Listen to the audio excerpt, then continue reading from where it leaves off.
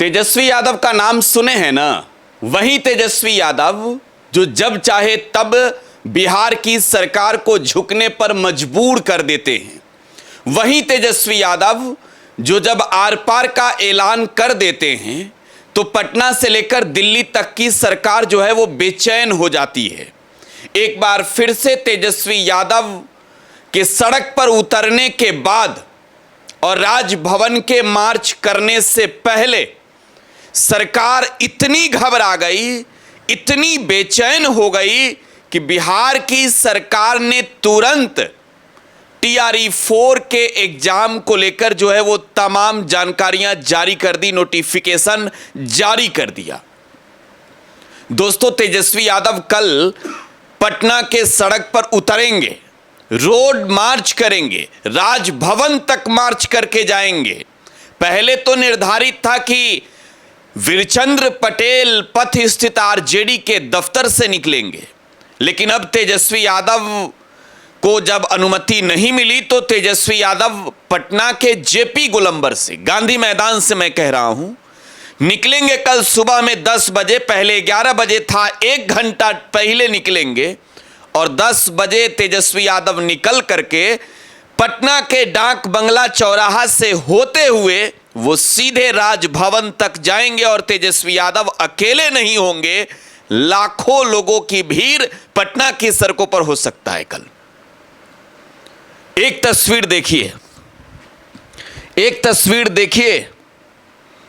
यह तस्वीर बिहार के युवाओं के सबसे चहेते नेता तेजस्वी यादव की है। युवाओं के बीच वाली तस्वीर है। पटना के गर्दनी बाग की यह तस्वीर है दोस्तों।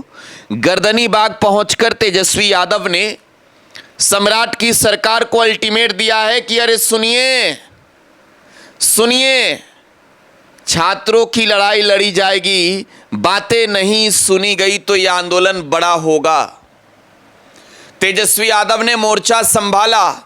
जैसे ही गर्दनी बाग पहुंचे, सरकार आनन फानन में, इतनी बेचैनी में तुरंत नोटिफिकेशन जारी कर दी TRE 4 के एग्जाम को लेकर। दोस्तों, 32,000 से अधिक सीटों पर बिहार में वैकेंसी आने वाली है।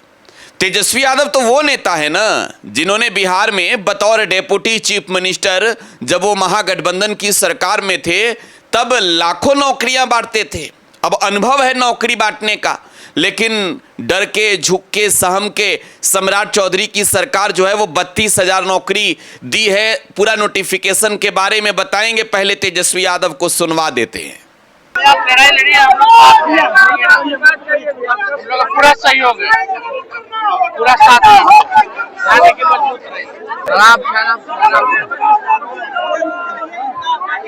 सहायक प्राध्यापक की जो मांगे हैं, हम सब लोग जो है उन लोगों के साथ हैं। कुछ दिन पहले भी इनका डेलीगेशन हमसे मुलाकात किया था और हम लोगों ने आश्वस्त किया कि हम लोग इनके मांगों के साथ खड़े हैं। चाहे डोमिसाइल का मामला हो या 55 साल उम्र का मामला हो, इन लोगों की मांगे जो पुरानी जो नियमावली जो थी उसी तहत से जो है होना चाहिए। तो हम लोग सदन में भी इस बात को उठाएंगे और सरकार को भी हम चिट्ठी लिख करके जवाब मांगेंगे। और इन लोगों की लड़ाई में हम सब लोग, पूरा हमारा पार्टी राष्ट्रीय जनता दल इनके लड़ाई के साथ खड़ा है। ठीक है।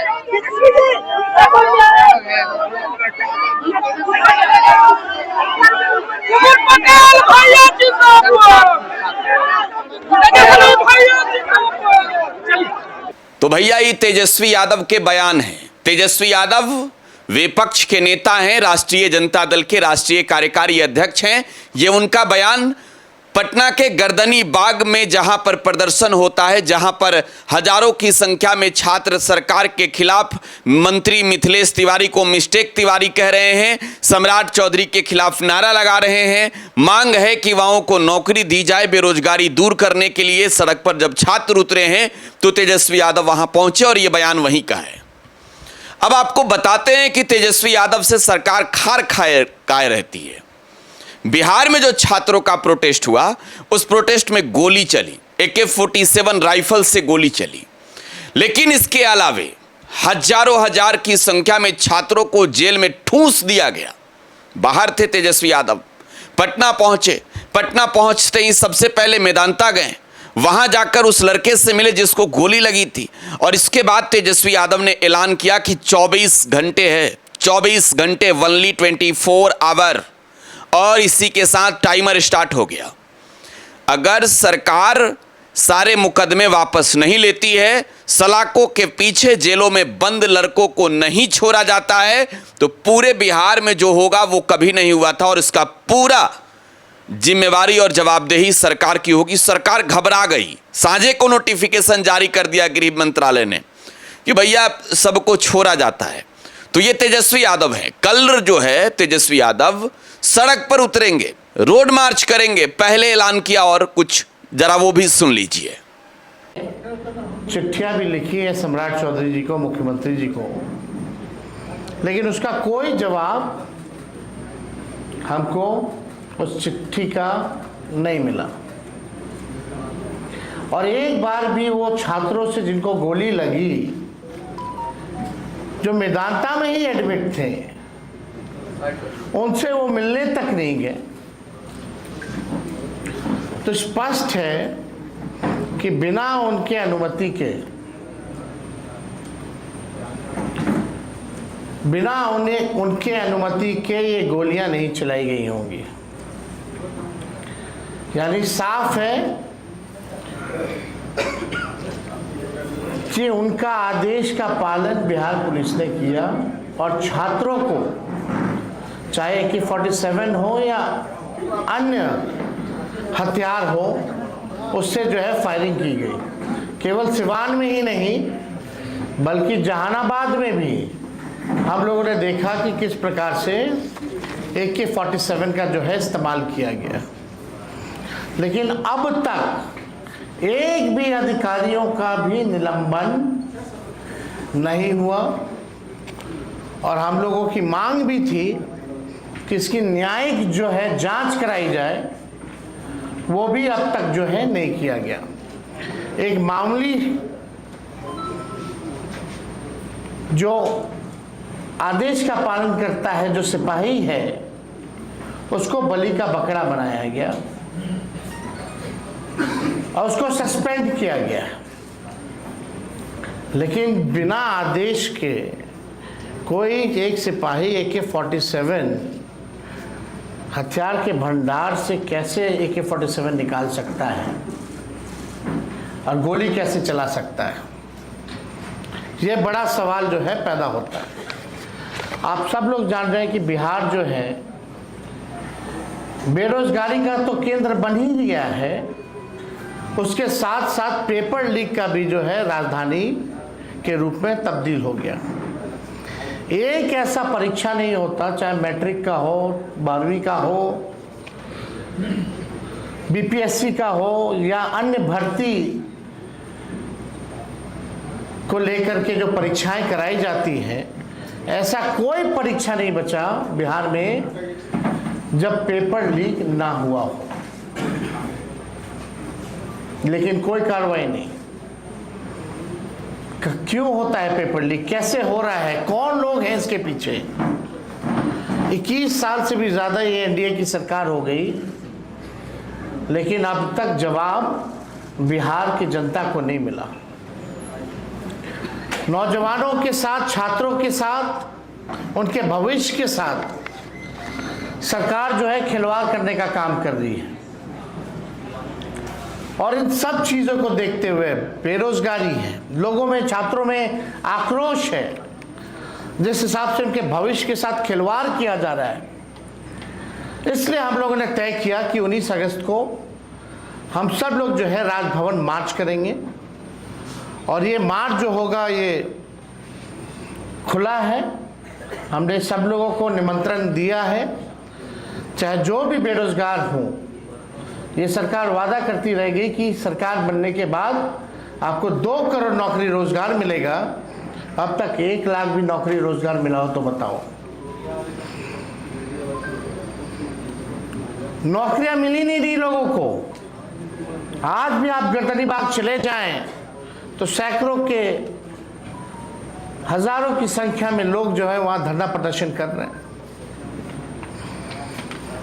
शिक्षा में सबसे फीसदी, स्वास्थ्य में सबसे फीसदी, प्रति व्यक्ति आय में सबसे फीसदी, गरीबी में सबसे ऊपर बिहार, बेरोजगारी में, पलायन में सबसे ऊपर जो है बिहार है।